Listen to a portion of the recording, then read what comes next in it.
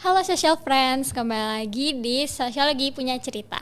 Jadi hari ini kita kedatangan honorable guest, yaitu dari rekan-rekan Bahana. Ayo Kak. Halo. Ini mana nih kameranya? Depan. Di sana depan, oke. Jadi tema kita sekarang adalah sudut pandang Bahana, pers mahasiswa dan kebebasan berekspresi di kampus. Nah, sebelum itu coba kita perkenalan dulu dan posisinya masing-masing di Bahana. Mungkin aku yang pertama ya. Boleh.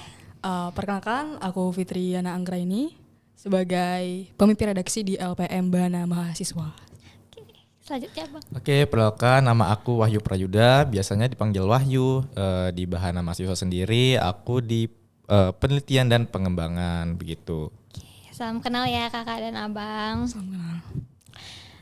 Ini buat teman-teman yang baru mau masuk ke Unri, jadi belum tahu Bahana itu apa sih, bisa dijelasin Bahana ini di bidang apa dan apa aja kegiatan yang diadakan oleh Bahana.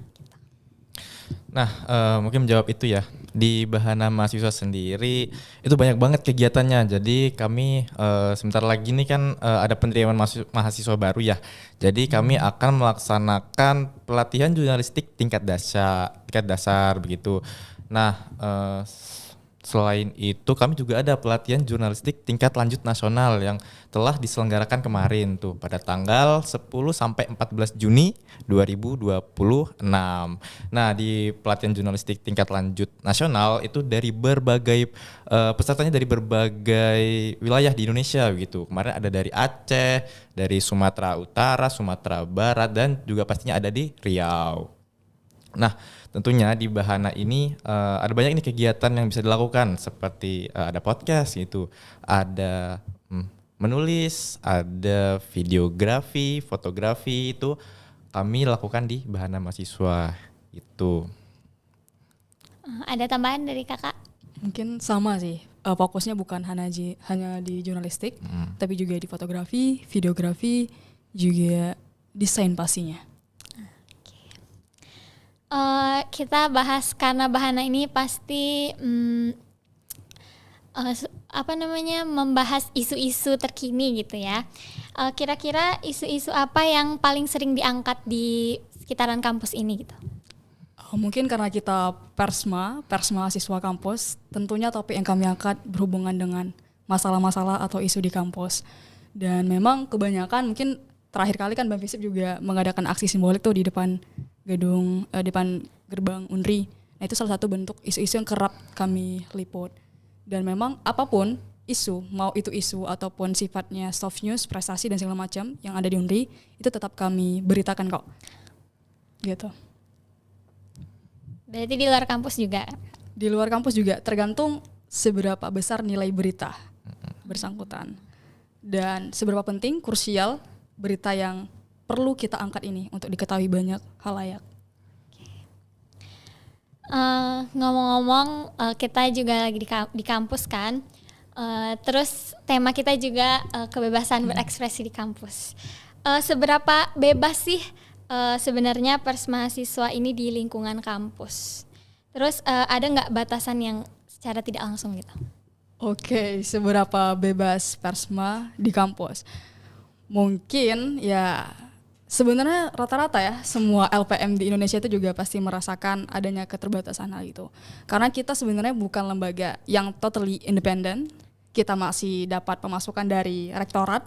Tentunya banyak hal yang perlu dipertimbangkan. Apakah konten atau liputan kita ini akan berdampak nih kira-kira ke depannya bagaimana? Tentunya kita perlu mitigasi kan. Dan kebebasan sejauh ini kita masih ya diberi kebebasan untuk bisa meng-up berbagai liputan ya, berbagai macam format konten di Instagram pastinya. Dan ya alhamdulillah itu menjadi sebuah rasa syukur bagi kami, tidak adanya paksaan dalam artian pembatasan kalian hanya boleh sampai sini, enggak. Cuman mungkin kita pasti memitigasi itu ke depannya, karena bagaimanapun juga itu sudah menjadi risiko sebagai jurnalis, risiko sebagai bagian dari pers. Berarti cukup lah ya, cukup ya. Sekarang kata cukup bebas ya.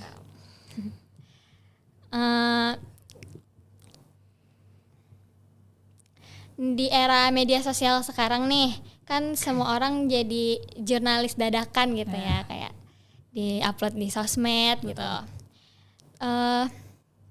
Itu menurut kakak-kakak semuanya itu ancaman atau justru peluang bagus gitu untuk pers mahasiswa?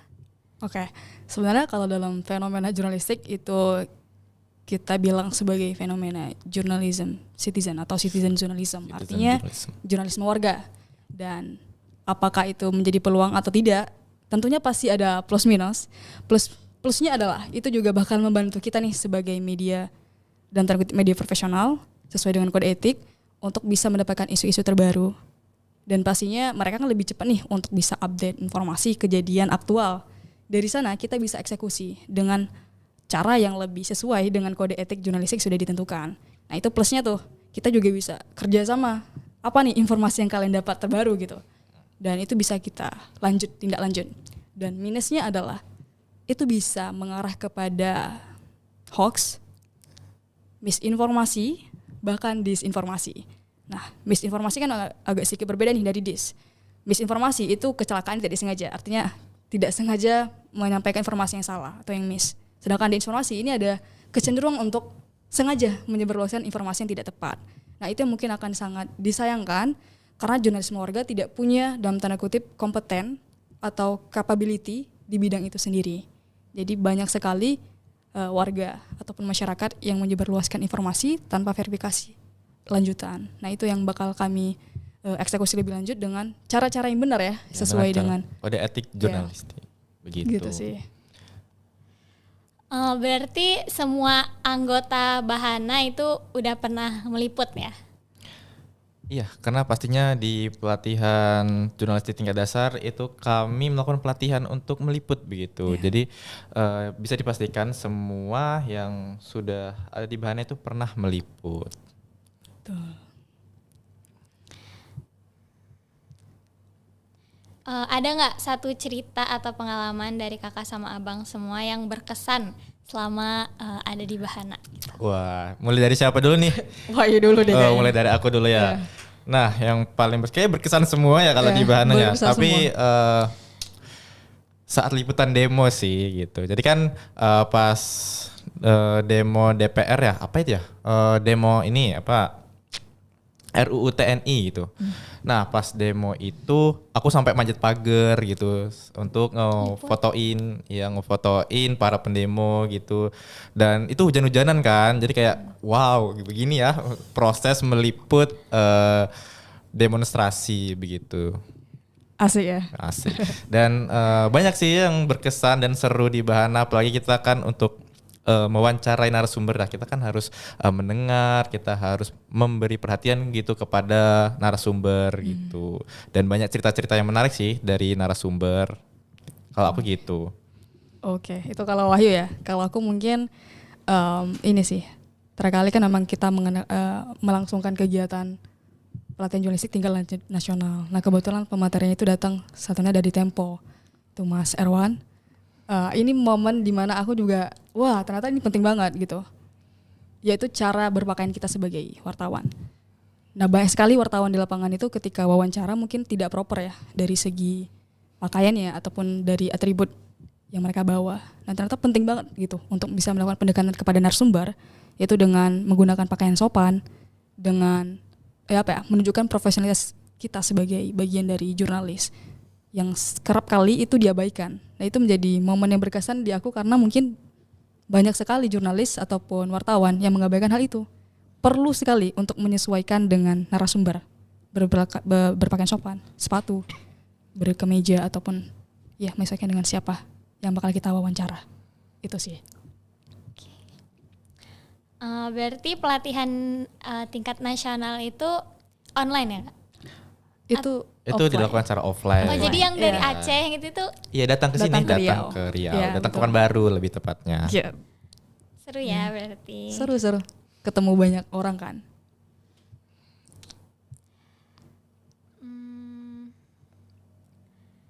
Menurut kakak sama abang sendiri ada nggak saat ini mahasiswa tuh menurut kakak udah punya ruang yang cukup gitu untuk menyampaikan pendapatnya atau gimana? Mungkin Wahyu dulu mau coba jawab. Untuk menyampaikan ruang pendapatnya saya rasa sudah cukup sih gitu di media sosial ya terutama, tapi juga harus hati-hati juga kan karena kita memiliki UU ITE begitu. Jadi harus diperhatikan tuh apa aja yang boleh di-up dan apa aja yang tidak boleh di-up di media sosial gitu. Oke. Iya. Ini karena konteksnya mahasiswa ya, ruang berekspresi mahasiswa.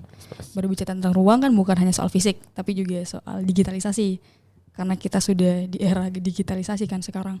Dan pemanfaatan media sosial itu juga perlu dioptimalkan.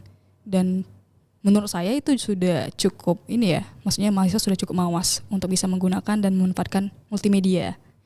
Dan itu menjadi bekal untuk kedepannya, gimana pergerakan diskusi itu tetap bisa berjalan tanpa terbatas ruang dan waktu. Ya sifatnya fleksibel lah.